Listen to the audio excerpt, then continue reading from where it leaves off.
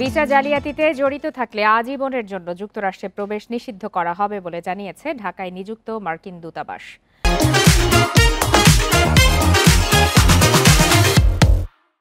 সকালে দূতাবাসের verified Facebook পেজে এক পোস্টে জানানো হয়, বিভিন্ন সংস্থার সমন্বয়ে ভিসা জালিয়াতি প্রতিরোধ এবং অবৈধ অভিবাসন বন্ধ করতে চায় যুক্তরাষ্ট্র সরকার। যারা ভিসা জালিয়াতির সাথে জড়িত তাদেরকে আজীবনের জন্য যুক্তরাষ্ট্রে নিষিদ্ধ করা হবে। দূতাবাস আরও জানিয়েছে, যারা ভিসা জালিয়াতিতে অংশ নেয় বা অবৈধ অভিবাসীদের যুক্তরাষ্ট্রে নিয়ে আশ্রয় দেয় তাদের বিরুদ্ধে ফৌজদারি মামলাও দায়ের করা হবে।